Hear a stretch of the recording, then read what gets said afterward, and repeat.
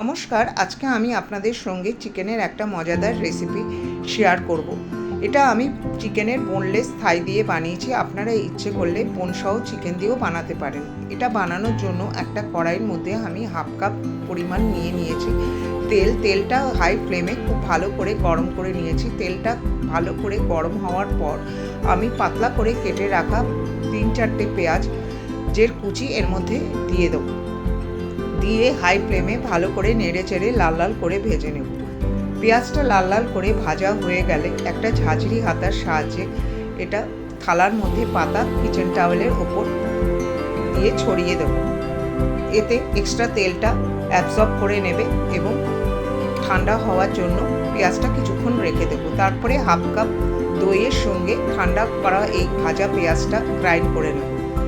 এবার চিকেনগুলো নিয়ে তার মধ্যে লবণ, হলুদ, জিরে গুঁড়ো, ধনে গুঁড়ো, গোলমরিচের গুঁড়ো, লাল লঙ্কার গুঁড়ো, কাশ্মীরি লাল লঙ্কার গুঁড়ো, চাট মশলা, গরম মশলা, আদা রসুন এবং কাঁচা লঙ্কার পেস্ট, লেবুর রস এবং কাসুরি মেথি দিয়ে গ্রাইন্ড করা মশলাটা ওর মধ্যে দিয়ে দেব। আর ভেজে রাখা পেঁয়াজের কিছুটা তেল এর মধ্যে দিয়ে ভালো করে মেখে ম্যারিনেট করে নেব এবং ম্যারিনেট করার জন্য আধ ঘন্টা কমসে কম রেখে দেবো। আপনাদের হাতে যদি সময় থাকে আরও বেশিক্ষণের জন্য আপনারা ম্যারিনেট করতে পারেন। এবার একটা ফ্রাই প্যান নিয়ে তার মধ্যে 2 টেবিল স্পুন মতো তেল এর মধ্যে দিয়ে দেব। তেলটা ভালো করে গরম হলে ম্যারিনেট করা মাংসগুলো তেলের ওপরে দিয়ে ঢেকে হাই ফ্লেমে 5 থেকে 7 মিনিট এটাকে ভেজে নেব। 5 থেকে 7 মিনিট পরে ঢাকনি তুলে মাংসের টুকরোগুলো উল্টে দিতে হবে।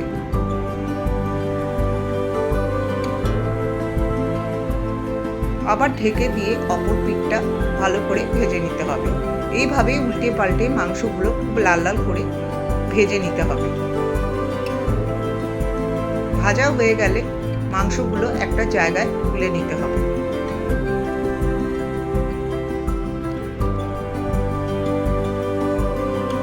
তারপরে সেকেন্ড ব্যাচটা একইভাবে ভেজে নিতে হবে।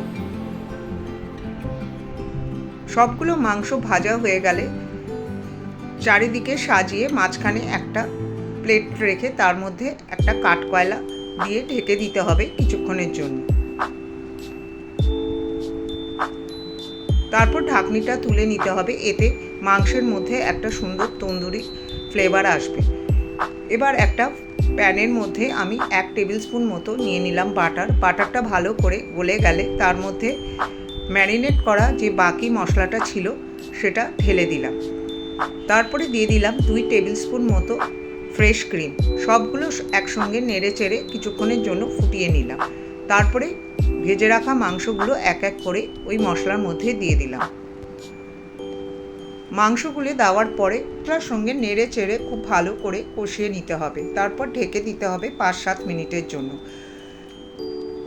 তারপর ঢাকনা তুলে দেখতে হবে মাংস থেকে যদি তেল বেরিয়ে যায় তাহলে বুঝতে হবে মাংস তৈরি হয়ে গেছে। তারপর ওপর দিয়ে পেঁয়াজ এবং ধনেপাতা দিয়ে 2 মিনিটের জন্য আবার ঢেকে দিতে হবে। এইভাবে তৈরি হয়ে গেল সুন্দর স্বাদে আমার চিকেনের বার্নার রেসিপি। এটা খেতে অত্যন্ত সুস্বাদু। একবার বাড়িতে বানিয়ে দেখবেন, খুবই ভালো লাগে খেতে। লুচি, পরোটা, স্টিম রাইস এবং নানের সঙ্গে খুবই ভালো লাগে এবং আপনারা এটা স্টার্টার হিসাবেও খেতে পারেন। রেসিপিটা যদি ভালো লাগে তাহলে চ্যানেলটা সাবস্ক্রাইব করার অনুরোধ রইল।